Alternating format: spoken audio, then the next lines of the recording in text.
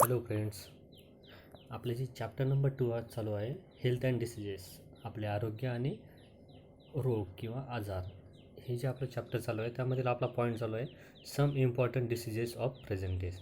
म्हणजे वर्तमान स्थितीमध्ये जे काही रोग आहेत त्यापैकी जे महत्त्वाचे जे रोग आहेत त्यांची आपण माहिती घेत होतो. त्यामध्ये आपलं डेंग्यू झालेलं आहे, बरोबर. तर डेंग्यूची आपण लक्षणे पाहिली, त्यानंतर त्याबद्दल बरीचशी माहिती पाहिली की ते कशामुळे होतं म्हणून. त्यानंतर आपण स्वाईन फ्लूबद्दल माहिती घेतो, रिझन्स ऑफ इन्फेक्शन, ते कोणत्या कारणांमुळे त्याचं इन्फेक्शन होतं किंवा ते संसर्ग त्याचा होत असतो, त्याची लक्षणे पाहिली. तसं डासांसंबंधात सुद्धा आपण माहिती पाहिली डू यू नोमध्ये. तर आज आपण पेज नंबर 9वरील जो टॉपिक आहे तो शिकणार आहोत. त्यामध्ये दिलं आहे बघा आता डायग्नोसिस ऑफ स्वाईन फ्लू. आता डायग्नोसिस म्हणजे काय, तर निदान म्हणजे उपचार. त्यावर नेमका काय उपचार होऊ शकते किंवा कशा पद्धतीने आपण स्वाईन फ्लूचं समाधान करू शकतो आहे ते आपण पाहूया. For diagnosis of swine flu liquid from throat of patient is send in laboratory. आता ज्या व्यक्तीला स्वाईन फ्लू झालेला असतो त्या व्यक्तीच्या घशातील द्रव म्हणजे आपल्या घशातील जी काही लाळ असते किंवा जे द्रव असणारे जी लाळेसारखं जे द्रवात्मक असेल, जे पातळ असेल, तर अशा द्रवाचा नमुना आपल्याला प्रयोगशाळेमध्ये पाठवावा लागत असतो. म्हणजे त्या संसर्गित व्यक्तीचा म्हणजे त्या पेशंटचा थोडक्यात. Diagnostic facilities are available in National Institute of Virology NIV. मग आता हे जे काही उपचार पद्धती आहेत त्या कुठं आहेत, निदान पद्धती, या फॅसिलिटीज, हे जे काही त्याची जे काही फॅसिलिटीज म्हणजे ह्या काही उपलब्धता ज्या काही आहेत, म्हणजे या निदानासंदर्भात जे काही आपल्याला म्हणजे तिथे फॅसिलिटीज म्हणजे काय, त्याबद्दल जे आपल्याला बरेच काही तिथे आपल्याला फॅसिलिटीज म्हणजे आपल्याला तिथे बरेचसे आपल्याला काय म्हणू शकतो आपण, तरी उपलब्धता हा शब्द तर आहे समजा, तिथे आपल्याला बऱ्याच चांगल्या प्रमाणामध्ये मदत मिळते समजा, असं देखील आपण म्हणू शकतो आहे. ते कोणतं आहे, नॅशनल इन्स्टिट्यूट ऑफ व्हायरोलॉजी म्हणजे काय, NIV पुणे. म्हणजेच काय, राष्ट्रीय व्हायरोलॉजी म्हणजे काय, तर विषाणू संदर्भातील संस्था, म्हणजे राष्ट्रीय विषाणू संस्था असं आपण देखील त्याला म्हणू शकतो आहे. तर ती कुठं आहे, पुण्याला आहे ती. Second, national Institute of communicable diseases. तर कम्युनिकेबल म्हणजे काय, जे संसर्गजन्य जे रोग असतात त्या संदर्भात जी काही संस्था आहे ती कुठं आहे, तर दिल्लीला. मग त्याला NICD असं म्हटलं जातं, म्हणजे राष्ट्रीय संचारी किंवा संपर्कजन्य रोगांची संस्था. म्हणजे तिथे काय केलं जात असतं, या रोगांबद्दल तिथं निदान केलं जात असतं किंवा तिथे मार्गदर्शन, बऱ्याच काही तिथं फॅसिलिटीज आपल्याला त्यांनी देत असतात. म्हणजे फॅसिलिटीज म्हणजे काय, आता जसं आपण इंग्लिश शाळेमध्ये गेलो म्हणजे आपल्याला तिथं चांगल्या फॅसिलिटीज दिल्या जातात, म्हणजे चांगल्या सोयी आपल्याला तिथं दिल्या जातात. काय शब्द येतो, सोयी, हा शब्द तिथं एकदम ॲप्लिकेबल असेल. नेक्स्ट आहे आपलं do you know. Do you नोमध्ये पहा त्यांनी काय विचारलं आहे किंवा सांगितलं आहे, तुम्हाला माहीत आहे का, म्हणजे जनरल नॉलेजचा पॉईंट असतो तो.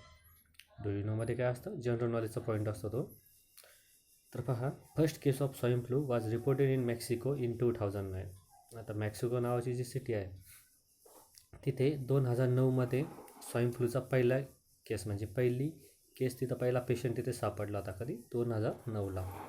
Swine flu is cause by the virus influenza H1N1. मग आता हा जो स्वाईन फ्लू आहे हा कशामुळे होतो, तर व्हायरस इन्फ्लुएन्झा म्हणजे त्या विषाणूचं नाव काय, तर A आणि H1N1 असं त्या विषाणूचं नाव आहे. Persons who come in contact with pigs can contract this disease. मग आता जी व्यक्ती, म्हणजे पिग्स म्हणजे काय, डुक्कर. आता डुकरामध्ये पण प्रकार असतात, जे ब्लॅक कलरचे असतात, व्हाईट कलरचे असतात. ते दोन प्रकार आहेत ना त्यांच्यामध्ये. आता जी व्हाईट कलरची जी डुकरं असतात ती बऱ्याच ठिकाणी पाळली जातात. त्यांचं मटण करण्यासाठी ती पाळली जात असतात, त्यांना खाणं पिणं त्यांची निगा राखली जाते. तर अशा डुकरांमध्ये सुद्धा जे काही व्यक्ती राहतात, त्यांच्या संपर्कात जे राहतात, तर त्याद्वारे ह्या रोगाचा प्रसार होऊ शकतो आहे. ओके, म्हणजे त्या व्यक्तींना सुद्धा स्वाईन फ्लू होऊ शकतो आणि त्या व्यक्तीं थ्रू मग दुसऱ्या व्यक्तींपर्यंत तो रोग जाणार आहे. ओके, नेक्स्ट पाहूया आता एड्स. तर एड्सचा त्यांनी लॉंग फॉर्म दिला आहे, ॲक्वायर्ड इम्युनो डिफिशियन्सी सिंड्रोम. म्हणजेच काय, आपल्या शरीरातील जी काही रोगप्रतिकारक शक्ती जी असते ती कमी करणारी लक्षणे, म्हणजे कमी करणारा जो रोग आहे, काय आपल्या शरीरातील रोगप्रतिकारक शक्ती म्हणजे आपली इम्युनिटी पॉवर तो काय करतो, टोटली कमी करतो. असा नावाचा जो रोग आहे तो आहे एड्स. त्याचं सिम्बॉल पण त्यांनी दिलं आहे पहा. ज्यावेळेस एड्स संदर्भात ज्यावेळेस जनजागृती केली जाते ते जे स्वयंसेवक असतात त्यांच्या खिशाला हे लेबल लावलेलं असतं बा, किंवा दवाखान्यामध्ये सुद्धा हे लेबल असतं. म्हणजे या लेबल थ्रू कळतं की एड्सची रूम आहे किंवा एड्स संदर्भात तिथं गायडन्स किंवा मार्गदर्शन केलं जातं. So this diseases is cause by HIV, human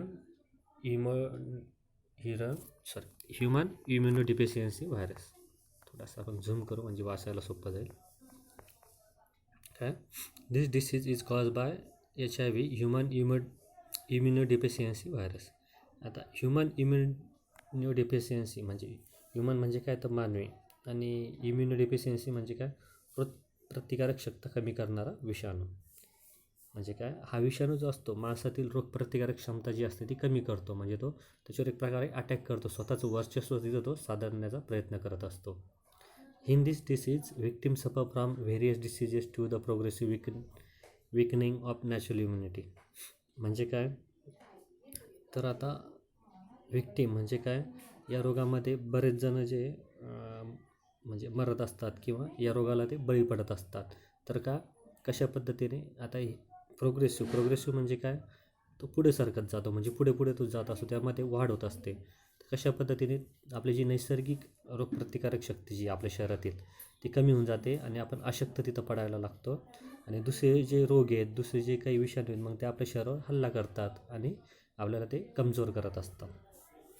diagnosis of AIDS can not be confirm without test in medical laboratories.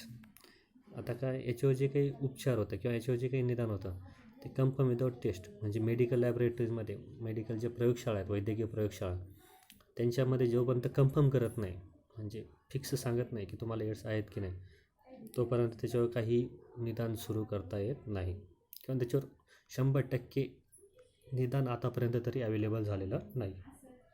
Okay, म्हणजे त्या व्यक्तीला आपण जास्त दिवस जगू शकतो आहे, पण तो मरेल म्हणजे मरणार नाही याची गॅरंटी काही कोणी डॉक्टर घेऊ शकत नाही. अशा पद्धतीने ELISA test is use for the proper diagnosis. Symptoms of AIDS are person specific. आता एलिसा नावाची एक रक्ताची एक चाचणी तिथं घेत असतात की त्या चाचणीद्वारे काय मग योग्य ते निदान तिथं त्या संदर्भात केलं जाऊ शकते. म्हणजे या व्यक्तीला एड्स आहे की नाही या संदर्भात तिची कोणती एलिसा नावाची एक रक्ताची चाचणी घेतली जात असते. मग त्याद्वारे एड्सची लक्षण त्यामध्ये आहेत की नाही हे ठरवलं जात असतं. ओके, म्हणजे हे झालं एड्स हा कसा पसरतो किंवा त्याचे साईड इफेक्ट्स काय आहेत, तो कसा ओळखायचा, त्याबद्दल आपण माहिती पाहिली. आता पुढे पाहूया ऑलवेज रिमेंबर. म्हणजे तुम्हाला नेहमी लक्षात ठेवायचं आहे असं. ओके, पहा त्यामध्ये AIDS does not occur due to touching and sharing the food with HIV infected person or by nursing the HIV patient. आता पहा, समाजामध्ये ज्या लोकांना HIV झालेला असतो त्यांना असं वाईट टाकल्यासारखं आपण वागवतो. म्हणजे आपण त्यांच्याशी बोलत नाही, त्यांच्याशी आपण त्यांच्या जवळ जात नाही. म्हणजे असं आपण करायला नको आहे, कारण की एड्स जो रोग आहे तो कोणाशी बोलल्याने, त्यांना टच केल्याने किंवा त्यांच्या वस्तू शेअर केल्याने, म्हणजे उदाहरणार्थ जेवण शेअर करणे, त्यांचे कपडे घालणे किंवा त्यांच्याशी बोलणे, अशा काही गोष्टींनी एड्स होत नाही. म्हणजे समाजामध्ये जे गैरप्रथा आहे, एड्स झालेल्या लोकांना आपण म्हणजे वाईट टाकल्यासारखं करतो, त्यांना आपण लांब ठेवतो आपल्यापासून. तर असं करायला नको आहे, कारण की त्या गोष्टींनी HIV आपल्याला होणार नाही. तो काय संसर्गजन्य आहे, पण त्याची कारणं बरीच अलग अलग आहेत. आता नर्सिंग द HIV पेशंट. आता नर्सिंग म्हणजे ज्याचे काही नर्स असतात त्यांची जी सेवा करतात किंवा वार्ड बॉय असतील, डॉक्टर असतील, यांनासुद्धा HIV होईल ना. तर तसं काही नसतं. तो काही संपर्कात राहिल्याने किंवा त्यांच्याशी आपण काही वस्तूंचे आदानप्रदान केल्याने आपल्यालासुद्धा HIV होत नाही, असं इथं त्यांना सांगण्याचा प्रयत्न करत आहे. Our behaviour with HIV infected person must be normal. आपण त्यांच्याशी नेहमी नॉर्मल म्हणजे नैसर्गिक किंवा एकदम साधं, म्हणजे जसं काही घडलंच नाही, तू पण आमच्यासारखाच एक मनुष्य आहेस असं आपण समजून त्यांच्याशी वागलं पाहिजे. ओके, त्यावेळेसच त्या व्यक्तींना दिलासा वाटेल किंवा त्यांना जगण्याची उमेद मिळेल. नाही तर काय, ऑलरेडी ते अशक्त असतात आणि लोकांनी जर अशा काही वागणूक त्यांना दिली तर ते अजून कमजोर पडतात आणि लवकरच ते मरतात. ओके, तर असं करायला नको आहे समाजाने, असं त्यांना सांगितलं आपल्याला. डू यू नो, आता त्याबद्दल त्यांनी काय माहिती दिली, काय जनरल नॉलेज दिलं आहे पाहूया. HIV was first reported in an African species of monkeys. According to the National AIDS Control Program and UNAIDS, UN म्हणजे काय, जसं की United AIDS, 80 to 85% HIV infections in India occur through unsafe sexual contacts. आता हा जो HIV चा जो पहिला पेशंट जो होता, पहिला रुग्ण जो होता, तो कुठे सापडला होता? आफ्रिकन स्पेसिस, म्हणजे जे दक्षिण आफ्रिका, साऊथ आफ्रिका म्हणतो आपण. ते आफ्रिकन जे प्रदेश आहेत तर तेथील जे मंकी आहेत, म्हणजे काय दक्षिण भागातील माकडे किंवा चिंपांजी, शक्यतो मंकीज किंवा चिंपांजी इथं त्यांनी उल्लेख करायचा राहिला आहे त्यांचं चिंपांजींचं, कारण की ते पण मंकीजमध्येच इन्क्लूड होत असतात म्हणून. तर तिथून हा रोग पूर्ण जगामध्ये पसरायला सुरुवात झाली होती, म्हणजे दक्षिण देशातले समजा साऊथ आफ्रिका म्हणतो ना आपण त्या टाईपमध्ये. तर मग नंतर त्यावर एक संस्था स्थापन करण्यात आली. त्या संस्थेचं नाव काय होतं मग? UN-AIDS, म्हणजे काय United National AIDS control program, की एड्स कंट्रोल झाला पाहिजे, तो कुठे जास्त पसरू नये त्यासाठी. मग आता 80 ते 85% HIV infections in India occur through unsafe sexual contact. आपल्या भारतामध्ये 80 ते 85% HIV हा जो रोग आहे समजा, म्हणजे 80 ते 85% रोग हा काय तर एकाच कारणामुळे तो पसरतो, म्हणजेच काय? अनसेफ सेक्शुअल कॉन्टॅक्ट्स, म्हणजे असुरक्षित यौन संबंध आपण त्याला म्हणतो. जसं की त्यामुळेच काय हा रोग समाजामध्ये किंवा आपल्या देशामध्ये फार मोठ्या प्रमाणात पसरत आहे. 80 ते 85% प्रमाणामध्ये तो पसरतो आहे, तर फक्त याच कारणामुळे. ओके. सो नेक्स्ट आहे आपलं इन्फेक्शन्स थ्रू ॲनिमल्स. आता जे इन्फेक्शन्स थ्रू ॲनिमल्स म्हणजे काय? तर आता प्राण्यांद्वारे जे काही संसर्गजन्य आजार होऊ शकतात ते आपण पाहूया. म्हणजे काय? फक्त माणसांनाच संसर्गजन्य आजार होतात असं नाही, तर प्राण्यांकडून सुद्धा माणसांना संसर्गजन्य आजार होऊ शकतात किंवा होतात, ते आपण पाहूया. आता मग कोणते असतात ते. ओके. Can you tell? काही क्वेश्चन्स आपल्याला त्यांनी विचारले. Number 1, which measures are taken at your home to control the rats. आपल्या घरामध्ये जर उंदीर जास्त झाले तर त्यांना आपण नियंत्रित करण्यासाठी काय करतो? उदाहरणार्थ आपण मग रेटॉन नावाचं एक औषध असतं, किंवा सापळा लावतो, किंवा त्या काही गोळ्या असतात. असे बरेच काही आपण उपाय करतो की जेणेकरून उंदीर पळून जातील किंवा मरून जातील. Why is it necessary to care about health of domestic dogs, cats and birds? आपण जे काही कुत्रे किंवा मांजरे पाळतो तर त्यांचीसुद्धा आपल्याला काळजी घ्यावी लागते, किंवा पक्षी, कुत्रे मांजरं पक्षी जे काही आपण पाळतो तर त्यांचीसुद्धा आपल्याला काळजी घ्यावी लागत असते. म्हणजे त्यांना त्यांची आंघोळ घालणं, त्यांची केस धुणं, त्यानंतर त्यांना इंजेक्शन्स देणं वारंवार, असे त्यांना चांगलं खायला देणं, यांची आपल्याला काळजी घ्यावी लागते. का? कारण की त्यांना जर काही झालं तर आपल्यालासुद्धा काही रोग होऊ शकतो म्हणून. Third, is there any relation between pigeons, stray animals आणि ह्युमन हेल्थ. आता बऱ्याच वेळा काय होतं की पिगन्स म्हणजे काय? कबूतर किंवा जे भटके जनावरं असतात, तर यांचा मानवाच्या आरोग्याशी काय संबंध आहे ते तुम्हाला लिहायचं आहे. What are effects of rats, cockroaches on human health.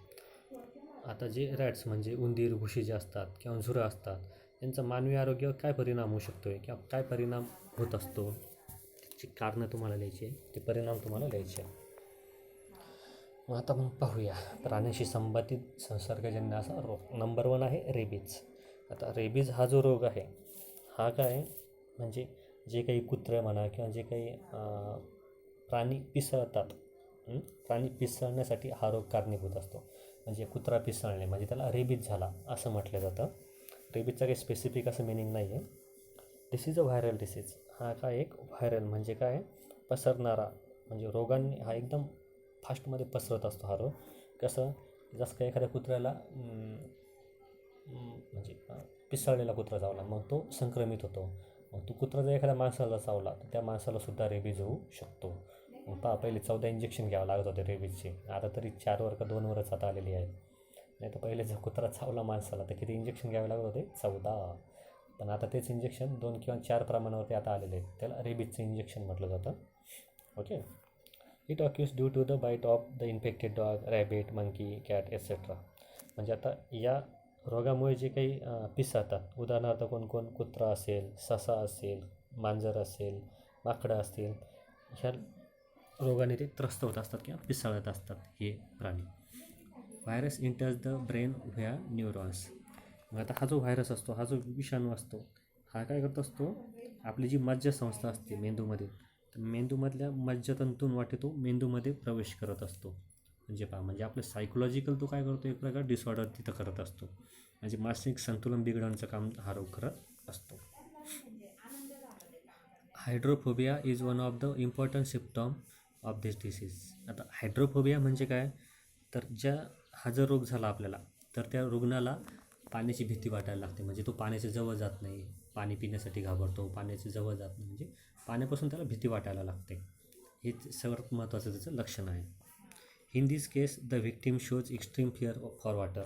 म्हणजे त्याला काय, पाण्याची, हा जो व्हिक्टीम असतो म्हणजे हा जो काही पीडित असतो, म्हणजे ज्याला हा रोग झालेला असतो, व्हिक्टीम म्हणजे काय, पीडित म्हणू शकतो आपण किंवा रुग्ण, तर मग तो काय पाण्याजवळ जायला किंवा पाण्याच्या सान्निध्यात राहायला तो घाबरायला लागतो.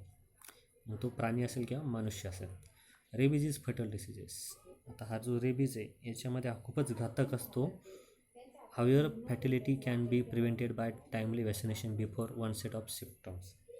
काय, आपण जर लवकरात लवकर लसीकरण केलं नाही तर हे जे म्हणजे याच्यातील रेबीजमधील जे काही विषाणू असतात ते आपल्या शरीरावर हल्ला करतात आणि लवकरच आपला मृत्यू होऊ शकतो. म्हणजे पहा, जे इंजेक्शन म्हटलं मी 14 काय असतात ते रेबीजशी रिलेटेड, त्यांचं इंजेक्शन घेण्यात आपण दिरंगाई केली, लवकर घेतलं नाही तर आपला मृत्यू देखील होऊ शकतो. Symptoms start to appear within 90 to 175 days of dog bite. आता याची जी लक्षणं आहेत ही म्हणजे आपल्याला जो कुत्रा चावला तर त्या लक्षणाचा, तर आपल्याला 90 ते 175 दिवसांमध्ये याची लक्षणं दिसायला लागतात. किती, 90 ते 175, म्हणजे खूप दिवस लागतात त्याची लक्षणं समजायला. त्याच्यामुळे काय आपल्याला लवकरच त्याच्यावर ट्रीटमेंट आपण घेतली पाहिजे की पुढे जाऊन आपल्याला काही प्रॉब्लेम व्हायला नको मग, आहे की नाही. सो पुढे पाहता सिम्पटम्स ऑफ रेबीज. आता याची जी काही लक्षणं आहेत रेबीजची ती पाहूया. Number 1, fever for 2 to 12 weeks. म्हणजे काय, आपल्याला 2 ते 12 आठवडे ताप असतो. म्हणजे चावल्यानंतर किंवा आपल्याला जो रोग झाला तर त्याच्या 2 आठवड्यानंतर, म्हणजे 2 आठवडे ते 12 आठवडे म्हणजे किती, 10 आठवडे आपल्याला ताप असू शकतो. आता 10 आठवडे म्हणले किती झाले, 2 महिने. 2 महिन्यातच समजून येईल ना, आपण ट्रीटमेंट तर करू ना तेवढ्यात. इतके पण आपण आता बेफिकर राहत नाही आताच्या जमान्यामध्ये. Second, exaggerations in behaviour. आता एक्सॅजरेशनची बिहेवियर आहे म्हणजे काय, आपण जसं की वेळेचाळी करायला लागतो आपण, म्हणजे वेगळंच काहीतरी करायला लागतो, अतिशयोक्ती करणं म्हणतात त्याला. म्हणजे आपण जे अनपेक्षित गोष्टी असतात त्या आपण करायला लागतो. जसं की वेडा माणूस कशा ॲक्टिव्हिटीज करतो त्या पद्धतीने आपण तिथे करतो. थर्ड आहे हायड्रोफोबिया, म्हणजे काय, पाण्याची भीती वाटणे.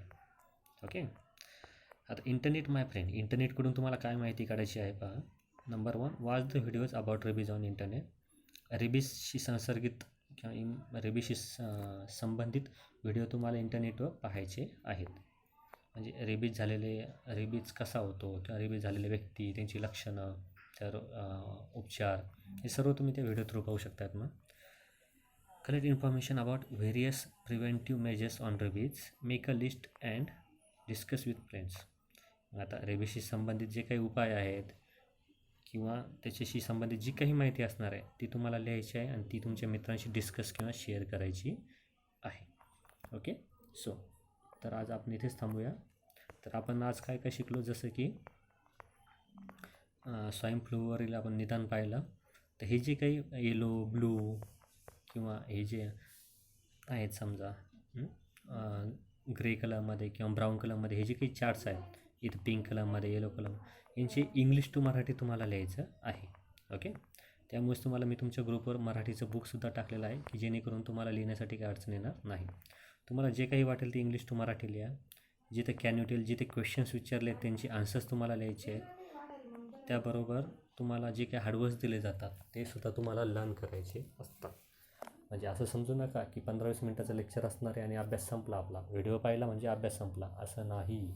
शब्दार्थ लिहित जा, पाठ करत जा, क्लासवर्कच्या वहीमध्ये जे काही लिहायला लावलं आहे ते लिहत जा. Okay. So good day, good bye.